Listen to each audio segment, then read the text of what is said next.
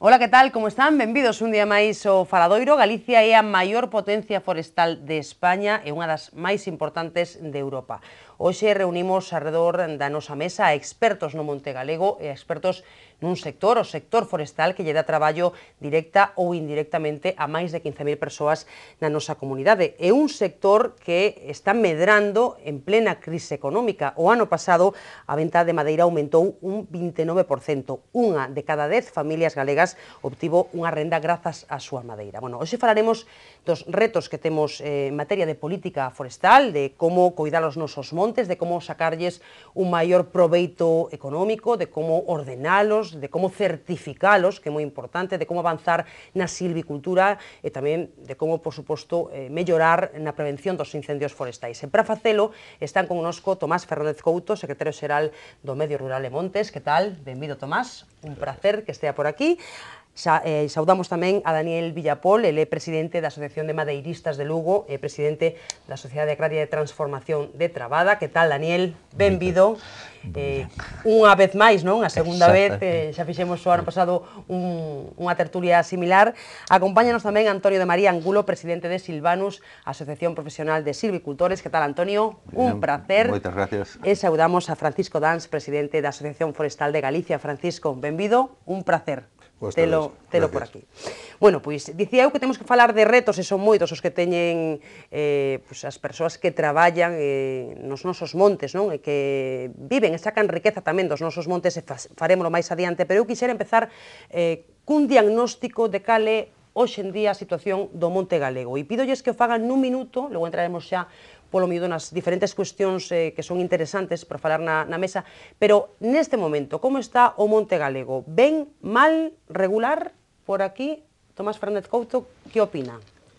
Ben, o monte galego é algo que se di rapidamente, pero é algo que supón 2/3 partes do territorio galego. Estamos a falar de 2 millóns de hectáreas, de maneira que o monte galego é a vez unha espléndida realidade en moitas partes de Galicia, é un ámbito de gran potencialidade en outras zonas e en outras pois é algo de onde todavía fai falta facer moito traballo. A diversidade galega é moi grande.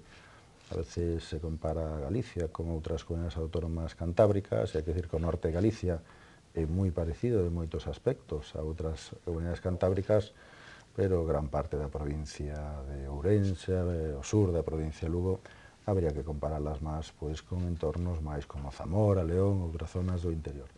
En todo caso, somos afortunados no sentido que os nosos montes son unha gran productividade, é unha realidade que solamente as ventas de madeira en pé, como se acaba de decir, estamos rondando os 280 billóns de euros, é unha gran riqueza para o país, é algo que tenemos que seguir traballando para que os galegos realmente recoñezan esa gran realidade e esa gran potencialidade todavía que tiene a produción forestal, que é máis importante neste momento a madeira, pero temos outras, como frutos, como pastos, e temos que integralas.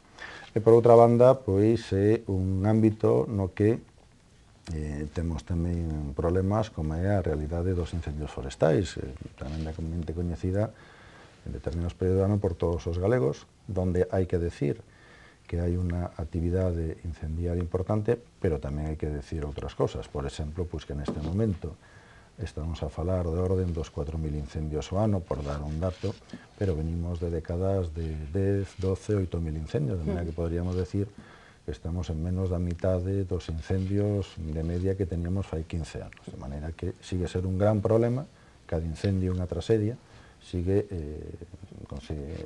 involucrando moitos recursos, pero un problema que tende a ir a menos. E por outra banda, cambio a produción de madeira, as existencias no monte siguen a medrar, temos cada vez máis madeira, pero tenemos grandes retos, a estructura da propiedade, a xestión desas masas e a calidade da madeira, que moitas veces se identifica a calidade da madeira con a especie de que se trate, e a calidade da madeira non, senón de como se ha cultivado, que silvicultura hemos aplicado a cada pie das distintas especies para o valor final que pode ter esa madeira.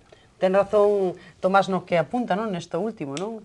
Hombre, nese traballo que se fai para mellorar a calidade da madeira. Está claro una cuestión, y yo lo que quería reflejarlo en ese medio minuto, casi un minuto que nos habías dicho, Susana, pues es el tema de la situación. Creo que es buena, pero preocupante, muy preocupante, yo creo, bajo el punto de vista de los propietarios forestales. Yo creo que hay una serie de retos importantes y hay una serie de cuestiones que nos presentan un horizonte algo incierto.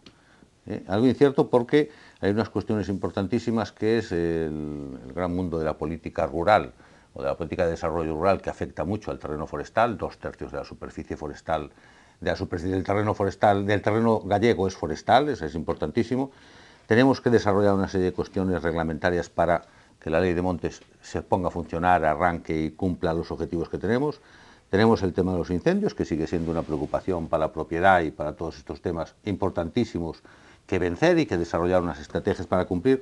Y tenemos otro problema que a los propietarios nos preocupa mucho, que es la situación incierta que se crea de cara a esa producción que decía Tomás, de madera de calidad o de cierto tipo de maderas para el sector de la industria, el tema de la biomasa que se incorpora ahora en el mercado o en el mundo, y el tema de la comercialización. ¿Qué va a pasar en este horizonte que se plantea con lo que se habla de estructura de sectores, cierre de industrias o transformaciones, lo que va a afectar al mercado? El mercado de la madera en España pues puede influir mucho, que se desplace de unas zonas a otras, con lo cual el propietario andamos temblando un poco a ver cómo va todo esto y por qué cauce sigue, porque los 5 próximos años son tremendamente fundamentales. Ahora, las perspectivas son muy buenas, creo yo, pero... Situación boa, pero preocupante, pero tamén con incertezas que veremos como se van resolvendo. Por aquí, Francisco Dans, a ver que diagnóstico fai. Bueno, en general, para hacer un diagnóstico hay que compararlo con algo, ¿no?, de atrás, ¿no? Y los datos que tenemos de atrás, que son de hace 12 años del inventario, en general las cifras son buenas. Esto en términos globales. Si diseccionamos un poco más, yo diría que la mitad de nuestros bosques están bien gestionados y produciendo más o menos bien. La otra mitad presentan carencias de muchas cosas, que es de los retos de los que hablamos ahí. Pero aún así, en esa mitad de la superficie forestal que está, diríamos, bien gestionada, bien cuidada, con propietarios forestales que hacemos las cosas bien, pues generamos un volumen de madera que ha sido un bombazo desde el anterior inventario, o sea que ha aumentado muchísimo las existencias, los crecimientos y la capacidad de producción. Eso es una parte de la realidad. La otra es que esa mitad que está, vamos a decir, descuidada, yo digo que dentro de ella hay algunos abandonados, yo creo que hay que centrar el foco porque el cambio casi es más social que otra cosa y es acorde con lo que ha sucedido en Galicia durante los últimos años. Y en esto yo creo que ahí está el foco de la política forestal, a mi modo de ver, que es que los propietarios forestales hemos dejado de ser, vamos a decir, empresarios agrarios, o sea, ganaderos, agricultores o muy vinculados al agro para pasar a ser otra cosa.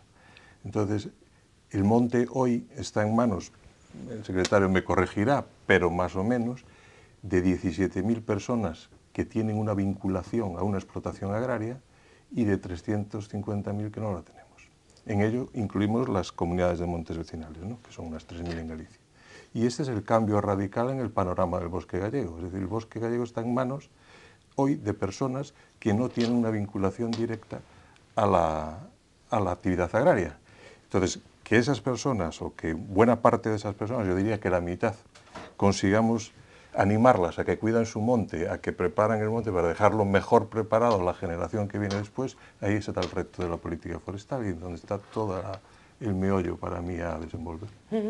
A ver, Daniel, a ver que aporta despois de todo dito. Bueno, a verdade é que estou bastante de acordo co que dixeron os meus compañeros de mesa. Si comparamos os tempos, eu recordo na época en que producíamos en Galicia aproximadamente 4 millóns de metros cúbicos. Hoy estamos falando de que podemos pasar dos 10 millóns de metros cúbicos ao ano. Efectivamente, estamos producindo moita máis madeira que producíamos. Fixemos, eu creo que a administración e os propietarios e a industria fixemos unha labor moi importante entre todos desde o punto de vista da mecanización do monte, que é fundamental con vistas á industria. Fixemos un traballo, creo que tamén moi interesante desde o punto de vista, e aí a administración quizá tuvo unha incidencia moi grande no tema dos incendios, que somos capaces a mantelos nunha liña moi razonable comparado a tempos anteriores. Todos eses logros, a nova lei de montes, os novos decretos, todo ese tema da industria, para a industria forestal é fundamental. Pero temos unhos retos moi importantes. Primeiro, non nos satisface desde a industria que aumenten tanto as existencias, non por eso, sino porque non fomos capaces a consumir realmente a madeira no seu ciclo normal. E iso é importante. Os ciclos da madeira tenen unha época e deben consumirse na súa época. Por tanto, aí temos un problema ahora mismo añadido. E temos outros grandes problemas como son fundamentalmente o que vimos arrastrando sempre, que é a ordenación do territorio, que nos conlleva a ter pois unhas dificultades moi grandes nos aproveitamentos forestales, porque non temos autonomía, o propietario non é capaz de ter autonomía para executar o seu traballo dentro do monte. Ou sea, nin para plantar, nin para cortar, senón que ten unha serie de trámites moi grandes e moi dificultosos que complica a gestión forestal. Bueno, xa hai moitísimas cousas, e xa casi facemos diagnóstico, xa solución, receita e un pouco de todo, non? Pero por empezar por algo, non? Falaba Francisco Dans dese cambio de chip que é necesario, non? E que temos aí pendente. Eu non sei se por aquí Tomás e Antonio concordan niso, non? A ver, eu creo que hai unha reflexión que a veces non nos damos conta, e é que Galicia, no ámbito forestal e de produción de madeira, ha evolucionado moito en relativamente pouco tempo. Cando un ve as fotos do espacio da paisaxe de Galicia de principio do século XX, é moi difícil ver árboles nos nosos montes. Prácticamente non había árboles. Entonces, estamos a falar de que nun entorno de unos 100 e poucos anos hemos pasado de ser unha zona con moi pouco arbolado a ser unos grandes productores de madeira. Por outro lado, temos unha estructura de propiedade que ten unha enorme ventaxa e un gran inconveniente. Unha enorme ventaxa porque nuestra, salvo a figura de propiedade colectiva do monte veciñal en Mancomún, que afortunadamente temos esas grandes superficies con unha unidade de criterio, tamén hai moita superficie de propietarios de pequenas parcelas. Pero eso, si somos capaces de irle incrementando a viabilidade na xestión, temos unha enorme ventaxe e de que moitos galegos participan desas produciones e dese valor do monte. De maneira que é un reto, pero é unha gran ventaxe. Pero penso que non podemos olvidar que fai 50 anos prácticamente unha gran parte da actividade forestal a promovía directamente a administración. De fai 30 anos para aquí, o despegue, a organización dos propietarios particulares, pues é sorprendente cando se ve realmente no tempo que se ha producido el nivel de desenrolo que tienen hoxe, ¿no? Pero bueno, temos unha serie de problemas estructurais que temos que seguir avanzando, temos retos. É certo que ese cambio, digamos, de estructura da propiedade é tremendo. As 5 persoas que estamos nesta mesa poderíamos ser perfectamente a media dos propietarios dos montes do entorno de Santiago. E ser todos profesionais que dunha forma ou outra traballan no entorno rural ou no entorno urbano, pero que en nada ten que ver ca produción primaria. Eso requiere novas fórmulas, nuevos plantexamentos, e é un reto. En todo caso, temos aí a potencialidade, tenemos moito que gañar, pero todavía unha realidade moi importante da que poder enorgullecernos. Ahora, o camiño a emprender e as posibilidades de avance son inmensas todavía. Sí, por aquí, o que queira, ¿eh? Yo creo que una cosa, antes Francisco comentaba un poco esa diferencia. Yo ya lo dije el año pasado, yo creo en esta misma mesa y siempre lo estoy repitiendo. temos que pensar que hai dous tipos de propietarios. Eso está parte importante desa profesionalización do produtor, do propietario forestal que ten o monte, o bosque plantado, preparado, está producindo. Seguramente o que falamos, e vai salir o tema das agrupacións e tal, son fórmulas, pero esos propietarios están producindo a madeira que antes falábamos, esos 7, 10 millóns de metros cúbicos de madeira. Eso por un lado. E logo hai outra parte de propietarios que seguramente non é que non teñan apego á propiedade, están máis lonxe dos terrenos habituais, están máis lonxe do rural, e seguramente esas propiedades casi non saben onde as teñen. Ese territorio é moito territorio. E seguramente aí a política que vai haber que aplicar é decir, aunque estés fora, que o monte produzca, ou un eslogan dese tipo para meter a xente en que esos terrenos. E logo, a outro gran reto é esa superficie das comunidades de montes veciñais.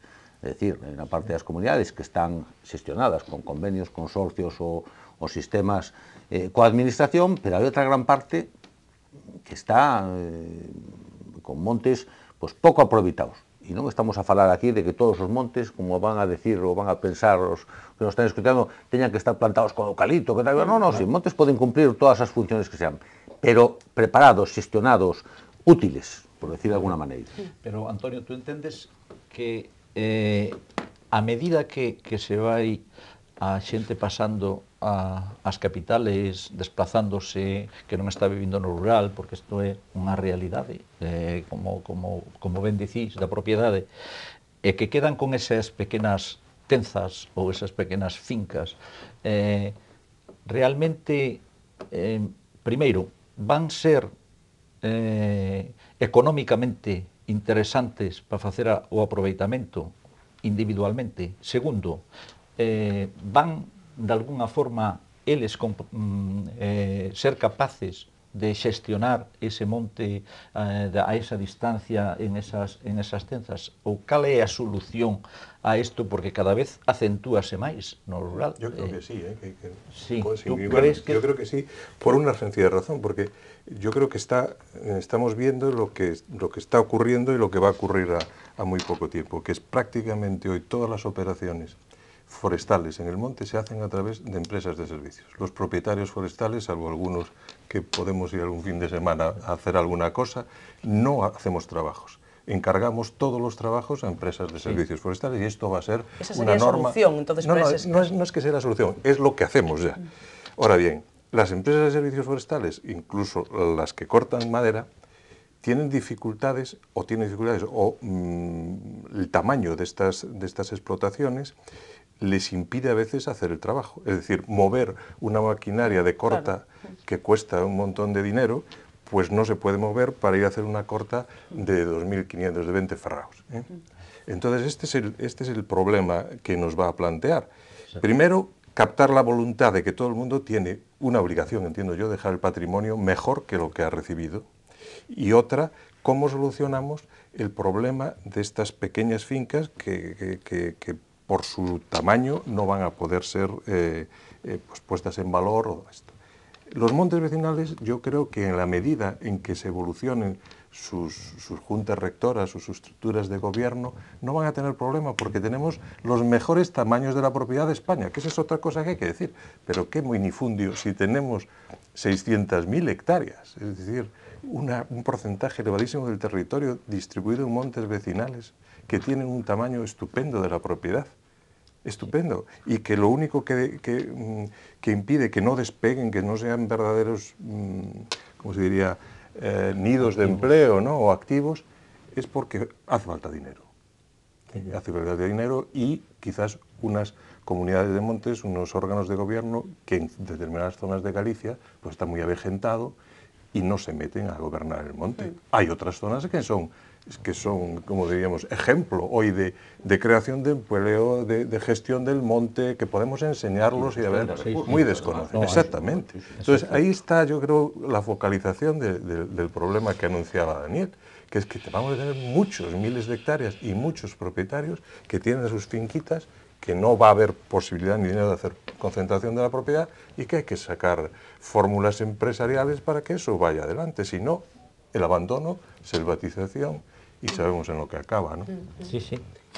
Eso está pasando, eso a mí me ocurre como empresario que realmente estamos facendo o aproveitamento forestal e que xa a empresa, lógicamente, ten que facer un pouco toda a cadena, desde a repoblación, proxecto, repoblación, porque si cortas a madeira, xa normalmente o propietario che dice, oye, pero quero que me deixes plantada.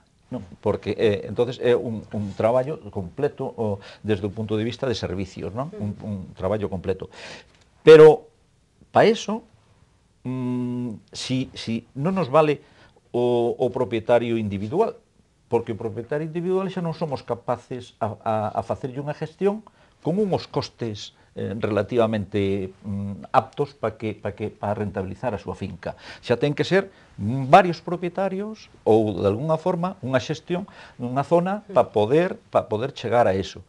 E, segundo, temos un outro inconveniente moi grande, porque, claro, esta desorden ou este minifundio nos conleva a que moitas veces non sabemos nin o que vamos poder facer ali, que eso sí é complejo tamén, porque moitas veces chegas a unha finca e dices, está consolidada, non está consolidada, podo plantala, vou poder plantala, non vou poder plantala. Entonces, claro, esa autonomía que tiña que ter realmente a propiedade hoy cos medios que temos para poder saber que é o que pode facer na súa finca, está difícil ahora mismo de identificar en moitos sitios.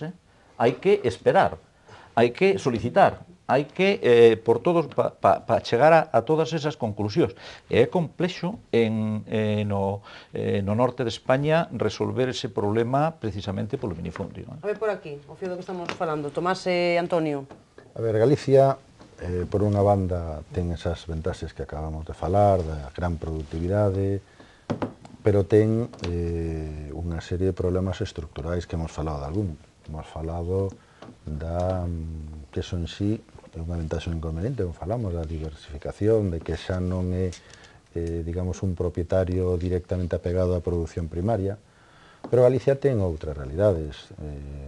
De 3 millóns de hectáreas de Galicia, casi 1.200.000 hectáreas son propiedades moi fraccionadas.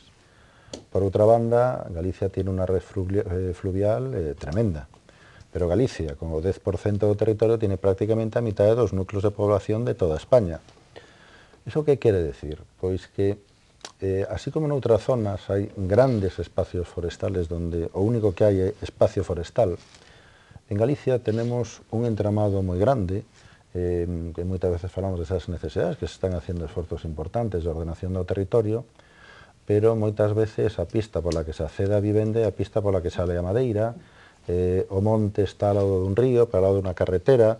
Se ha feito pois, un esforzo moi grande de uniformizar normativa desde el punto de vista de la Ley de Montes que hoy tenemos en Galicia.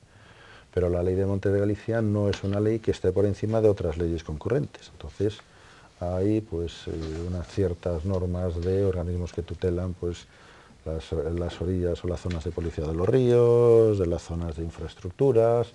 Los ayuntamientos tienen también sus facultades, pero bueno, yo creo que hay algunas cuestiones que la ley está dejando claras y significa un avance importante. Por ejemplo, pues es importante decir que la actividad forestal o agraria, agrícola o ganadera es una facultad del propietario de los terrenos sometida únicamente a la normativa sectorial.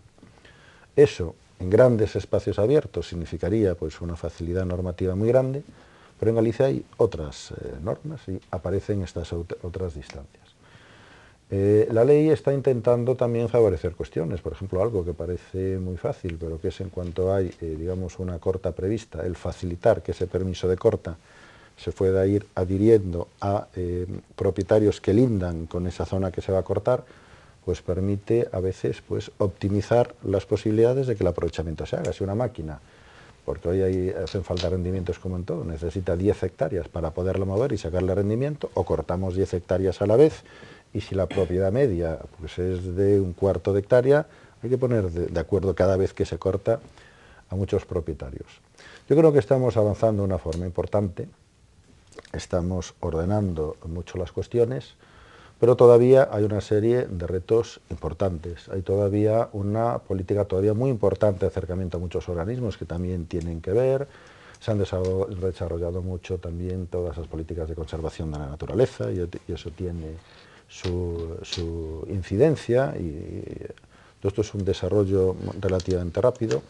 Entonces, pues bueno, yo creo que hay mucha más seguridad jurídica, pero estoy de acuerdo con la mesa que todavía tenemos mucho... Creo que llevamos un buen camino, ahora vamos a intentar consensuar un plan forestal con los criterios del sector para Galicia, hemos avanzado, pero nuestro entorno es un entorno en muchas ocasiones difícil respecto a otros territorios. Eso también tiene una cosa que es una paradoja de lo que estamos hablando, y realmente yo y Francisco representamos un poco a la propiedad forestal.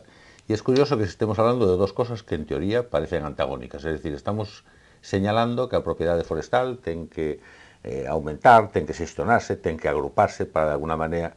Entonces, si nos vamos a las zonas del norte, onde as propiedades son maiores e tal, enseguida a sociedade contempla como una continuidad de monocultivos y tal, luego, por lo tanto, enseguida entramos un pouco por outro lado.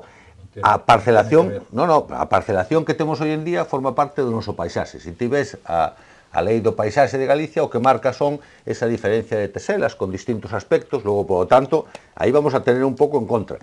O que estaba comentando Tomás das pistas, das viviendas e tal igual, sí que é certo, pero claro, eso fracciona máis o monte, porque esa agrupación de propiedade, hoxe coa regularización que hubo a nivel das vivendas ou das construcciones rústicas, al lado dunha casa ou en torno de 50 metros pola lei de incendios e non sei que, son de un tipo de cultivos non sei que tal. Al lado das carreteras, al lado das pistas, pistas que en moitos casos, eu non digo que non se deixe pasar a xente que vai á súa casa, pero é unha pista forestal, é unha pista que moitas veces estuvo feita por concentración parcelaria ou que era unha vía de saca de madeira.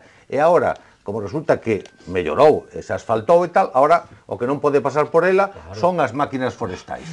É que eso, sales de aquí e vas a Cacheiras, desde Santiago, e ves, camino de Cacheiras, ves 3 carteles que poñen camiño forestal, pista forestal, e van a unha urbanización, non te metas por ali porque vas a manchar de barro. Entón estamos chegando a certas incongruencias que son as que queremos e teñen que quedar clarificadas, porque claro, eso tamén é unha parte de ese fraccionamiento e desa situación complexa que temos. O propietario, nese sentido, decimos, casi deixanos como estamos, temos a nosa parceliña, e se non toca río, se non toca carretera, se non toca...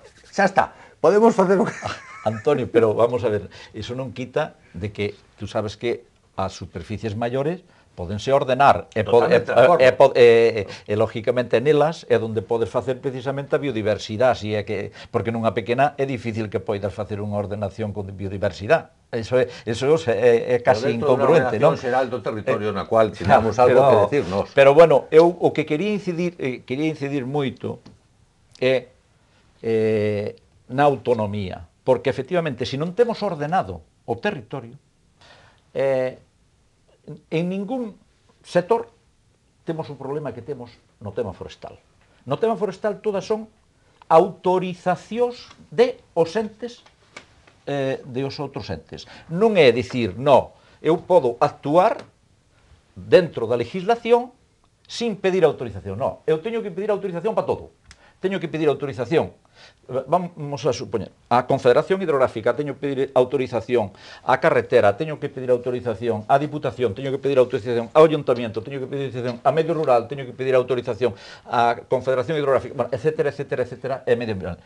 Eso, o lóxico é que non fose así.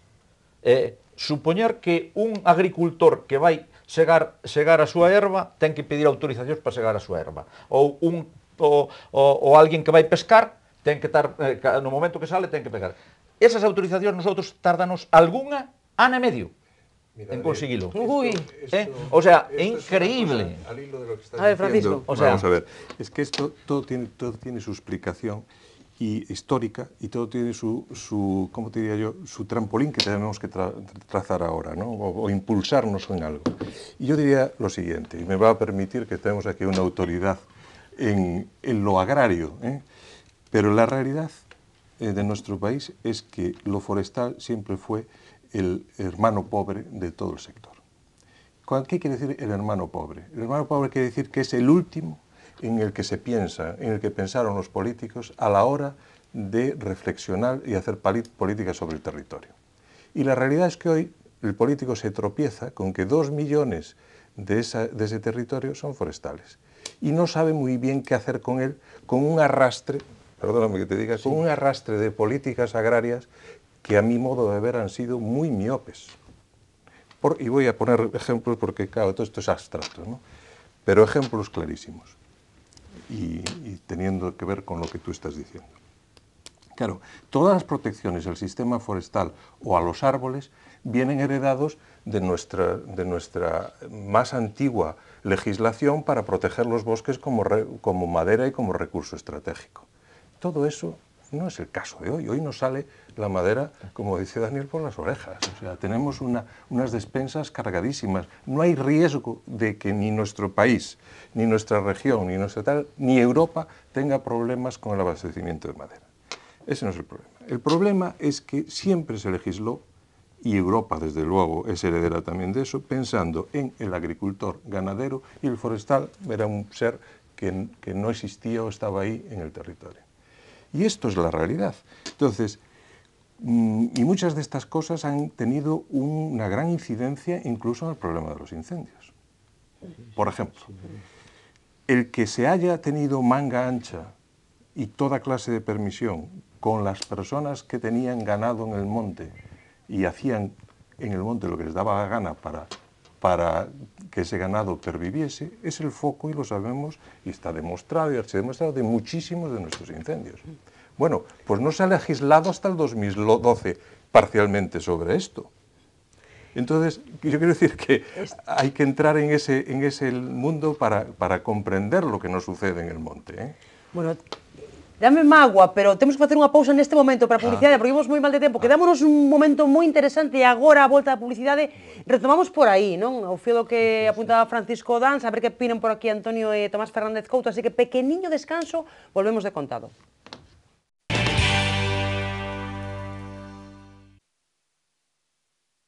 Seguimos no Faladoiro hoxe falando do sector forestal galego, dos retos que temos para facer dos nosos montes, pois montes coidados, rendibles, ordenados, certificados, con madeira de calidade, que se venda ben, que produza riqueza. Bueno, moitísimos retos e moi pouco tempo de programa porque esgotamos moito na primeira parte. Quedámonos nun punto interesante. Bueno, primeiro, lembrar quen está hoxe connosco na mesa: Tomás Fernández Couto, secretario xeral do Medio Rural e Montes; Antonio de María Angulo, presidente de Silvanus; Francisco Dans, presidente da Asociación Forestal de Galicia; e Daniel Villapol, presidente da Asociación de Madeiristas de Lugo. E quedámonos falando dese o sector forestal foi ou non o irmán pobre tradicionalmente pois do sector agrario, do sector gandeiro. Bueno, era algo que apuntaba por este lado Francisco Dans.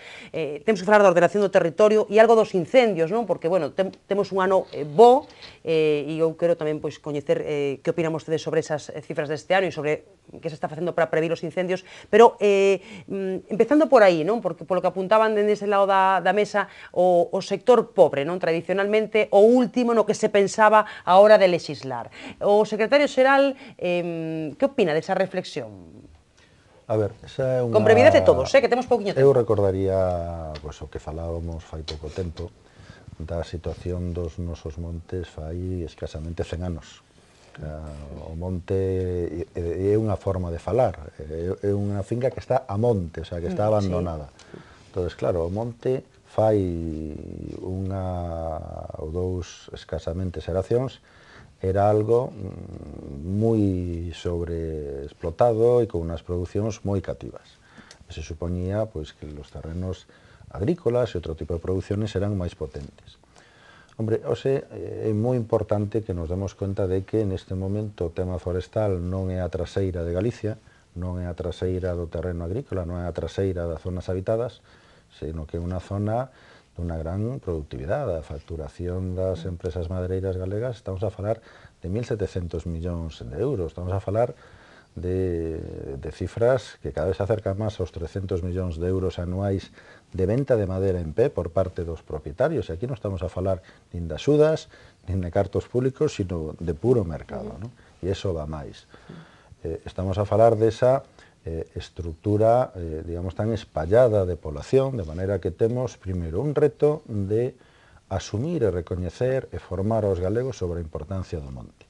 non únicamente da madeira, pero do monte, pero ose por ose, a madeira con diferencia o principal aproveitamento, e penso que o vai a seguir sendo, porque es que realmente, sin un incremento de superficie arbolada, con unha mellor xestión, un mellor aproveitamento dos terrenos cando hai que aproveitarlos, pois probablemente poderíamos máis que aproximarnos case a doblar as producións que ahora tenemos, de efecto absolutamente sostible, e con un valor de mercado, con unha mellor silvicultura que pode máis que doblar a situación actual. E o mundo necesita madeira. Entón, o primeiro que temos é que darnos cuenta de que en pouco tempo se ha creado un sector potentísimo, que non hai moita tradición, hai familias con tradición, pero que a nivel galego non hai tanta tradición, que atendrá e se vai ir consolidando porque realmente máis do 3,5% da nosa economía. E pode crecer moito en zonas onde é das poucas alternativas de futuro. Por outra banda, temos que, intentando non promover problemas aos propietarios, planificar nese sentido de mellorar esa ordenación dos territorios e tanto ordenar o territorio como ordenar os aproveitamentos no territorio. Creo que ahora vamos a dar un paso importante. Temos un plan forestal, fai 25 anos en Galicia, ahora o vamos a renovar. Hai unha voluntade por todo o sector e por la administración de realmente consensuar el modelo de futuro del monte, porque gran parte das produccións del monte son a medio plazo, entón non podes forzar un modelo, ten que ser un modelo consensuado, e aí temos que ser todos responsables do que temos en xogo, non? E penso que iso va a ser un paso importante. A partir do Plan Forestal de Galicia podremos desarrollar o que se llaman os planes de ordenación forestal, los POR de outros territorios, que poden incluir modificacións nas planificacións do territorio e designar zonas de especial interés forestal que se deben preservar. Ahora, temos que localizarlas, temos que ser estrictos e temos que ser, digamos, razonables nese planteamiento, pero penso que o sector forestal en pouco tempo pode dar un impulso moi grande. É unha gran realidade, é un gran potencial, ten moitos problemas, pero penso que estamos acelerando o ritmo de desenrolo. Antonio. Aí o que pasa é que entramos nunha cuestión que esa que discutimos moitas veces, eso que se comentaba sobre a ordenación del territorio. Yo creo que lo importante do territorio, esencial, ¿no? Lo importante do territorio son os usos do territorio. O sea, a ordenación vai en función dos usos que se ten do territorio. Entón, moitas veces queremos darle un uso que non é o uso apropiado que teñe. Todos temos que recordar, os que estamos aquí somos forestales, parece que tiramos máis por eso, pero un terreno que non se cultive, que se deixe de cultivar, acaba sendo monte. Un terreno que se abandona acaba sendo monte. É dicir, que tamén eso hai que contemplarlo, e non podemos forzar por decreto ou por unha lei, vamos a poñer isto en certas medidas, en xeral. Sí que é certo que hai moitas zonas nas cuales os cultivos e a parte productiva agrícola ten a importancia prioritaria e hai que dedicarla a eso é fundamental. Pero, sin embargo, o uso do territorio, e hai que ter en conta que dentro da superficie galega, co potencial que temos a nivel de producción forestal, a nivel do crecimiento, a nivel das posibilidades que teñe o terreno forestal, con as especies que sexa, é moito máis grande, porque a realidade é esa, que é o potencial agrícola, que está máis mermado, hemos visto. Eso é unha das cuestións que temos que ver tamén, e non tratar de ir a veces, non contracorriente, sino un pouco doblando a esquina por un lado. E eso tamén leva moitas cuestións, como comentaba Francisco. É dicir, o gando e o aproveitamento ganadeiro, o aproveitamento de certo tipo de producións agrícolas, por llamarle ganadeiras, claro, incide no tema do monte e cando pode ser un factor positivo a nivel de limpieza ou de utilización racional, de pastoreo controlado, con regulación e tal, pode convertirse en unha chispa, que é a que está producindo os incendios o que falábamos antes de febreiro, desa época nas que se producen, para quemar e para que gando ese que está, chamábase mostrenco. É ilegal, un ganado ilegal, e que nunca supimos además chamarle dese nome, porque parecía que había que contemplarlo de outra maneira. Eso non vos preocupa que non saliu o tema do cambio de especies que está ocurrindo precisamente ahora mismo, influídas en gran parte pola política fitosanitaria, que temos unha necesidade importante de mellorala desde o punto de vista de que, al menos na costa, está cambiando de especie aún aceleradamente. Dentro de 10 anos igual o 50% da madeira que estamos cortando na costa, en vez de ser especie glóbulos e pino, convírtese en especie nítens, neste caso, ou outras especies. E fundamentalmente por eso. Unhas especies que, en principio, no mercado industrial non están sendo aceptadas da mesma forma que son as que temos ahora mismo en vigor. Sí, desde luego que nos preocupa, pero yo me permites antes cerrar algo de ordenación del territorio que tiene que ver. El secretario habla del plan forestal, de cosas a 2 años, pero hay que hablar de lo que está sucediendo en este momento. En este momento hay un cambio de ley, un anteproyecto de ley de suelo en Galicia, muy importante. ¿Qué quiere decir eso? Que se está clasificando otra vez el suelo en Galicia.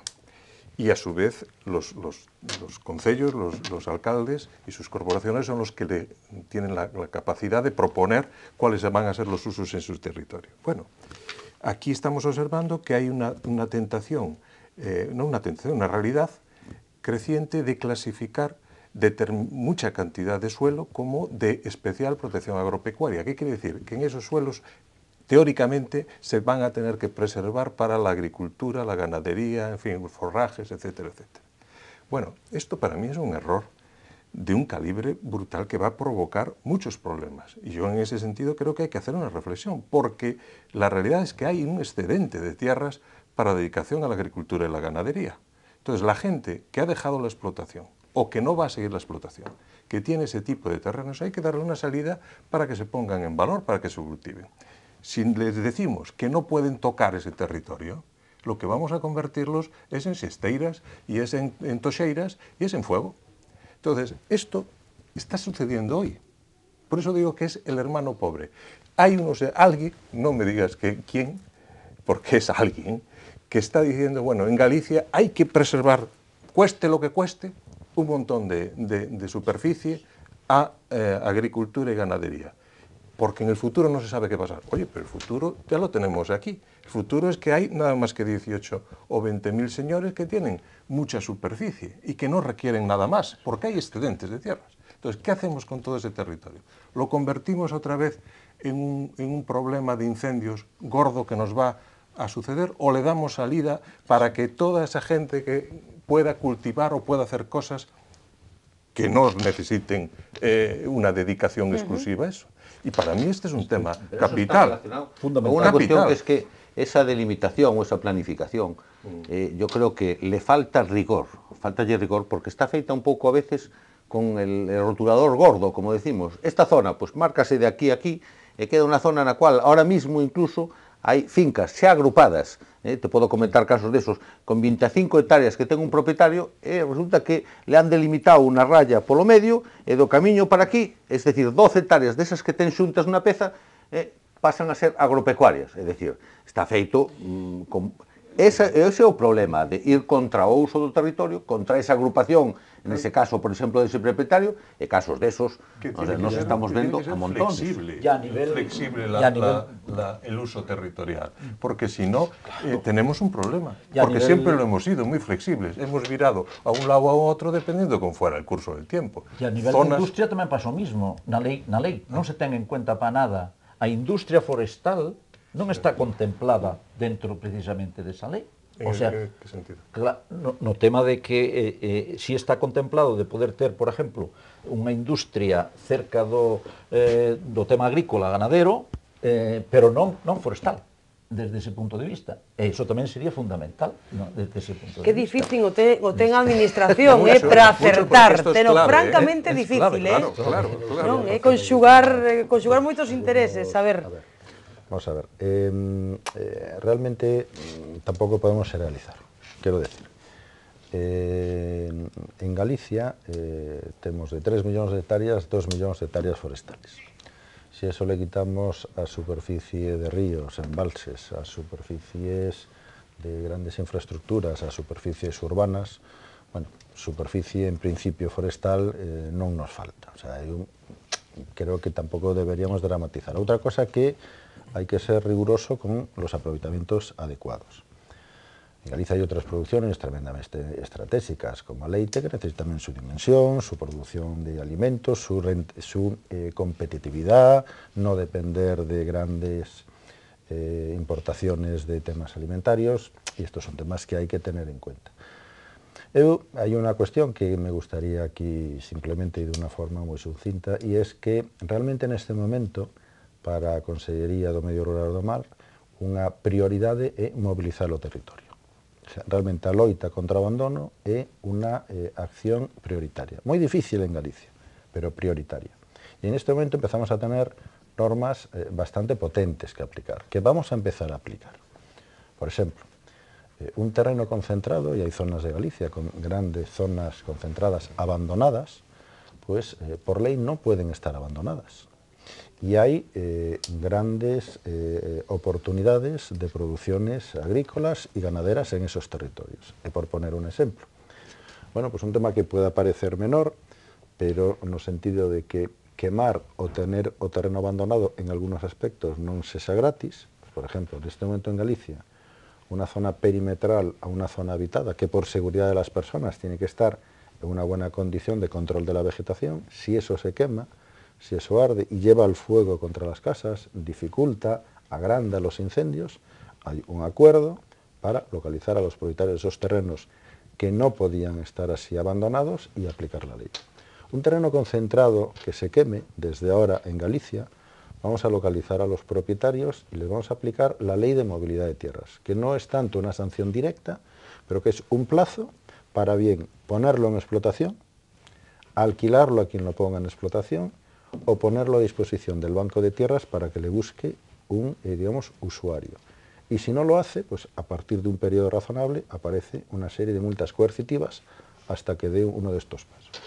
En un terreno... Un momento, es que hay un matiz que yo creo que es importante decir. Todas esas son medidas a posteriori, pero hay una medida que es la siguiente. Los terrenos clasificados como forestales, lo sabemos, en la anterior legislación, en esta, pueden en cualquier momento cambiarse a agropecuarios o agrícolas o a otros usos sin mayor problema. Quiere decir que ahí está la flexibilidad. Al contrario, no. Al contrario, no. Entonces aquí está la clave de todo el asunto. Es decir, no se puede ser rígido en una parte porque si no, a miles de señores que están en ese caso se les va a hacer la vida imposible por muchas sanciones que se les ponga. Pero no solo eso, es que en la última regularización que hubo a nivel de construcciones rústicas y en el medio rural, que estamos de acuerdo, no vas a hacer tirar todos los galpones que ilegalmente se han construido en terrenos que no eran para construir. Ahora, una vez que se regulariza eso, creo que fueron de orden de 8.000 y pico. Si tú calculas la superficie que se ve afectada en esos terrenos por esa normativa de incendios del margen de no sé qué, es que al final cargas sobre la superficie forestal una cantidad de restriccións, de limitacións que están postas por unha cuestión que eu non digo que non se teña que facer, que é reglamentar esas construcións. Pero eso afecta tamén a lei de incendios ou a propia extinción de incendios, porque estás creando unos terrenos nos cuales o propietario forestal, por haber regularizado esa construción, vese afectado nos 50 metros desde o perímetro e tal, de unas limitacións de produción, de plantación, e agora incluso con unha sanción se non o teñe cuidado e limpio. Pero por outro lado non pode plantar o que queire. Por outro lado, esos incendios cando se producen, digamos que se cargan a nivel da sociedade. Outro incendio forestal, bueno, pois se non é forestal, se a lo mellor é máis perivivienda. É dicir, claro, entón, esa poca flexibilidad que tenemos a nivel forestal é importante para definir esa ordenación de ese uso. La rigidez tome cuerpo de ley. Claro. Ese es el problema. Porque claro, cuando una cosa de estas toma cuerpo de ley, hay sanciones, hay claro, problemas, muy gordos. Entonces esto, y foco de incendios. Exacto. A ver, Tomás.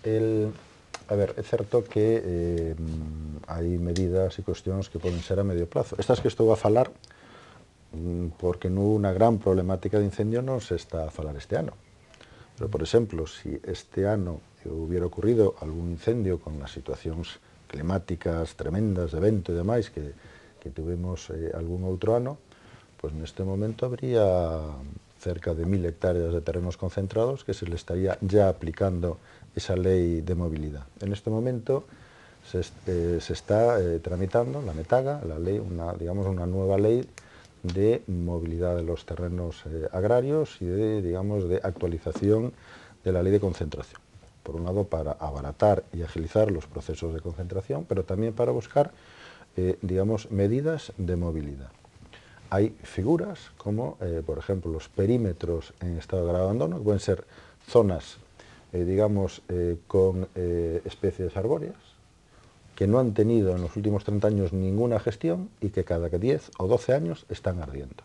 Bueno, pues la ley va a permitir localizar perímetros de esos, localizar a los propietarios y de la misma forma que a un propietario de un terreno concentrado, darle la opción de ponerlo en explotación o a través del banco de tierras alquilarlo. Y estamos hablando de posibilidades de alquilar y de atraer inversión, superficies relativamente importantes, porque hay zonas donde está desapareciendo ese propietario. Hay zonas, desgraciadamente, donde no se ve ningún nivel de gestión y hay fuegos periódicos. Bueno, en esas zonas vamos a poder actuar. De todas formas, hay que recordar que el derecho de propiedad es un derecho muy potente, jurídicamente es complicado y esta situación... Ahora, creo que se están tomando en este momento medidas que a medio plazo se van a notar. Estamos pechando tertulia, estamos pechando tertulia, pídolles a modo de conclusión en 20 segundos, porque teño que ir despedindo, e vengo sinto porque está moi interesante, non? E vexo eu que quedan moitos temas, non? Pero, bueno, teremos que xa abordalos noutra ocasión. A ver, Daniel, algunha idea que quedara por aí? Bueno, vamos a ver, eu creo que, resumindo un pouco, diría que estamos moito mellor que estábamos, pero temos unhas solucións urgentes que temos que tomar de alguna forma dentro do que temos, porque as solucións finales ou as solucións ideales serían a moi largo plazo.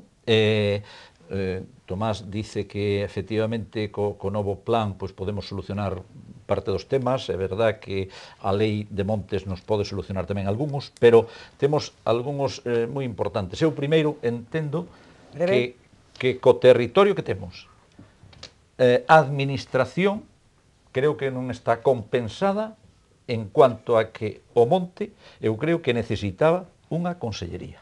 Número 1, pola miña parte, entendemos desde a industria que necesitaría unha consellería.